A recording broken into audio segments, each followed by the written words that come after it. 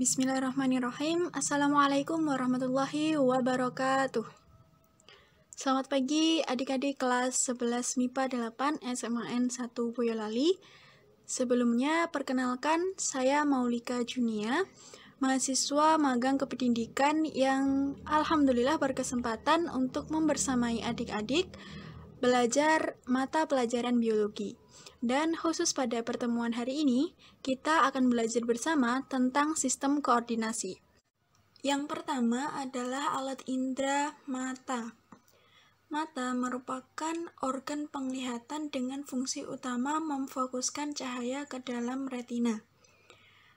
Dari gambar yang ada di tengah, bisa diketahui bagian-bagian daripada mata. Yang pertama itu ada sklera. Fungsi untuk melindungi bola mata dari kerusakan mekanis. Kemudian ada kornea mata. Fungsinya untuk menerima rangsangan cahaya mata. Ada iris untuk melindungi refleksi cahaya dan mengendalikan kerja pupil. Selanjutnya ada pupil yang mengatur banyak sedikitnya cahaya yang diperlukan mata.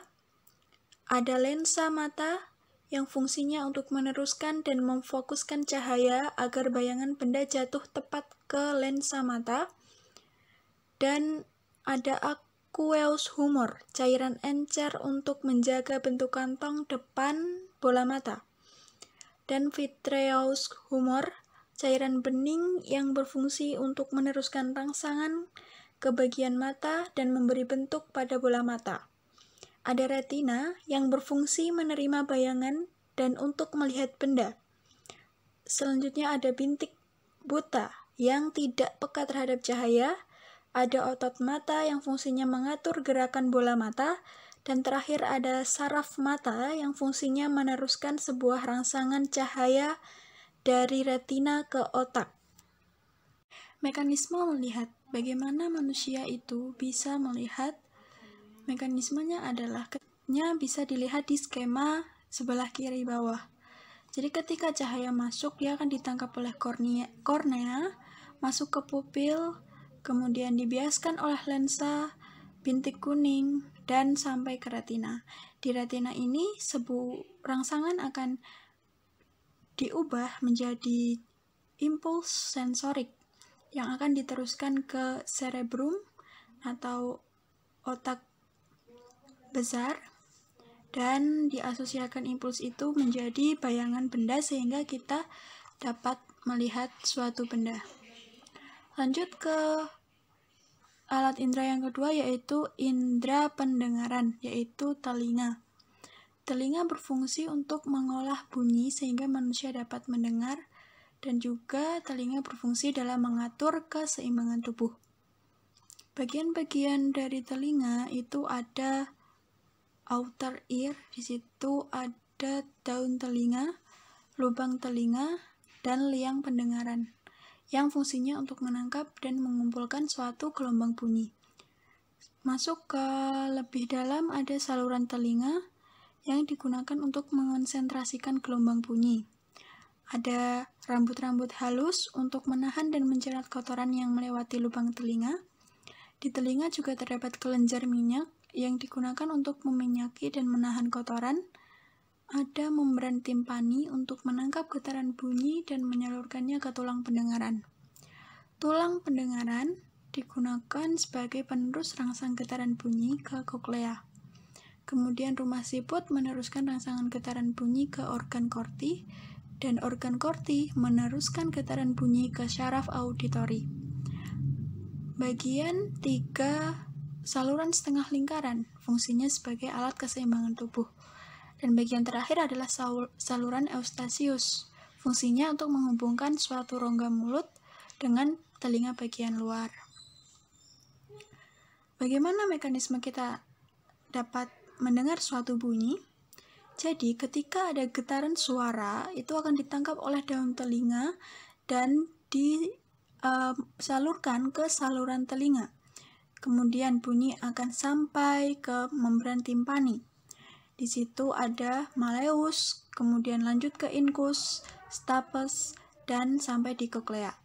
Sampai di koklea, dia akan diteruskan ke organ korti. dan rangsangan tersebut akan diubah menjadi impuls, diteruskan oleh sel saraf auditori menuju otak. Di otak akan diterjemahkan menjadi suatu bunyi. Ketiga yaitu hidung. Hidung sendiri berfungsi untuk saluran udara, dan hidung memiliki beberapa bagian. Bagiannya yang pertama ada lubang hidung, fungsinya untuk keluar masuk sebuah udara. Kemudian rambut hidung fungsinya untuk menyaring udara yang masuk, selaput lendir untuk tempat menempelnya sebuah kotoran, dan sebagai indera pembau, serabut syaraf digunakan untuk mendeteksi zat kimia yang ada pada udara, dan yang terakhir ada saraf pembau yang fungsinya untuk mengirimkan bau-bauan itu ke bagian otak. Bagian-bagian yang lain bisa dilihat di gambar yang disediakan. Kembali lagi, setelah kita tahu bagian-bagian daripada hidung, kita perlu tahu mekanisme membau. Bau yang masuk ke dalam rongga hidung akan merangsang saraf nervus olfaktorius dan bulbus olfaktorius. Kemudian indera bau bergerak melalui traktus olfaktorius dengan perantara stasiun penghubung hingga mencapai daerah penerima akhir dalam pusat olfaktorius pada lobus temporalis di otak besar, tempat bau tersebut untuk kemudian ditafsirkan.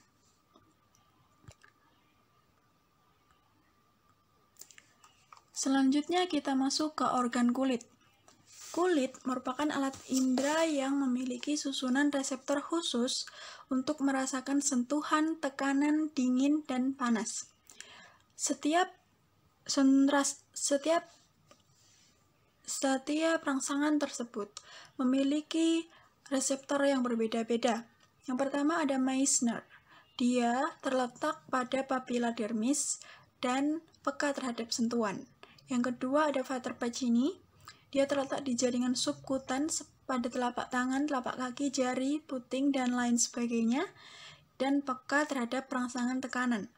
Yang ketiga ada Ruffini. Dia terletak di jaringan ikat, termasuk dermis, dan peka terhadap panas. Dan yang terakhir ada Krauss, yang terletak di daerah mukokutis dermis, berhubungan dengan rambut.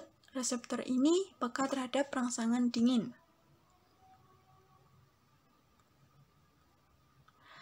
Jika ini penampang melintang anatomi daripada penampang melintang dari kulit. Di situ ada corpus Ruffini. Ini corpus Ruffini, corpus Meissner, kemudian corpus Krauss, dan corpus Pacini di sini. Kemudian ada lidah, yaitu indera pengecap. Lidah merupakan indera yang fungsinya untuk merasakan rangsangan rasa dari makanan yang masuk ke dalam mulut. Sebagai alat indera, lidah memiliki papila yang merupakan ujung saraf pengecap. Pada pangkal lidah dapat mengecap rasa pahit. Bagiannya ini di sini pangkal rasa pada pangkal untuk mengecap rasa pahit, pada tepi lidah mengecap rasa asin, selanjutnya pada tepi agak ke depan ini untuk rasa asam, dan di ujung adalah pengecap rasa manis.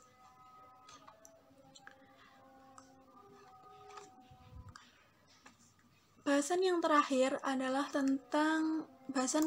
terakhir adalah tentang gangguan sistem koordinasi. Ada sistem syaraf, ada berbagai macam gangguan sistem koordinasi. Contohnya seperti migrain. Migrain adalah sakit kepala yang bisa disebabkan oleh kurangnya oksigen pada salah satu bagian otak.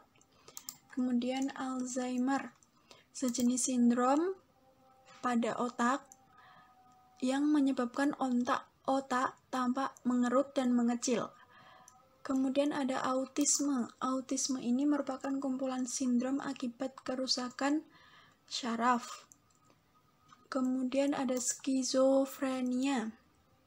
Skizofrenia ini merupakan gangguan psikotik dengan distorsi khas proses pikir. Kadang-kadang punya perasaan bahwa dirinya sedang dikendalikan oleh kekuatan dari luar dirinya. Kemudian hidrosefalus, di mana seseorang mengalami kelebihan cairan cerebrospinal di otak yang menyebabkan kepalanya membesar. Dan yang selanjutnya adalah meningitis, yaitu radang selaput pelindung sistem syaraf pusat atau otak. Kemudian sistem masuk ke gangguan alat indera. Ada miopi. Miopi merupakan gangguan di mana penderitanya kehilangan kemampuan untuk melihat benda-benda yang jaraknya jauh.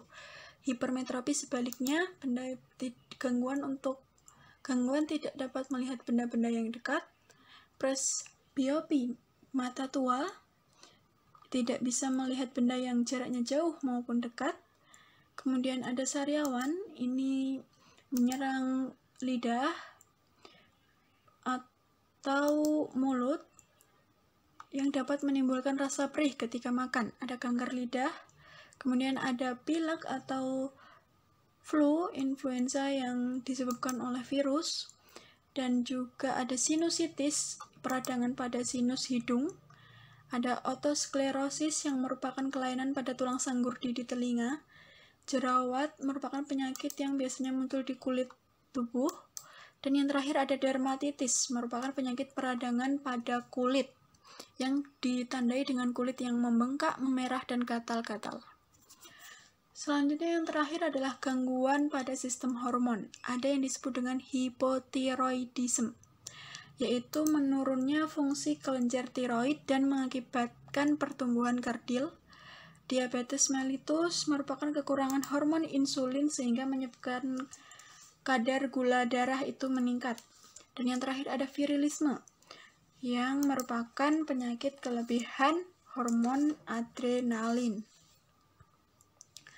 Yang terakhir adalah tentang bahaya psikotropika terhadap sistem koordinasi. Psikotropika sendiri merupakan sejenis obat-obatan yang memiliki sifat psikoaktif dan jika disalahkan akan menyebabkan gangguan otak, tubuh, dan dapat menyebabkan ketergantungan fisik. Ada 3 jenis psikotropika jika kita klasifikasikan berdasarkan cara psikotropika tersebut mempengaruhi pemakainya. Stimulan yang pertama, yaitu disebut stimulan karena obat yang psikotropika tersebut menstimulasi sistem syaraf simpatik melalui pusat hipotalamus sehingga meningkatkan kerja tubuh. Contohnya seperti kafein, kokain, ganja, dan amfetamin. Yang kedua adalah halusinogen, obat psikotropika yang memberi pengaruh kuat terhadap persepsi penglihatan, pendengaran, dan peningkatan respon emosional. Contohnya ada lysergic acid, dietilamid, dan mikralin. Dan yang terakhir ada depresan yang menyebabkan susunan syaraf menjadi pasif sehingga dapat mengurangi kegiatan sistem saraf. Contohnya obat penenang dan alkohol.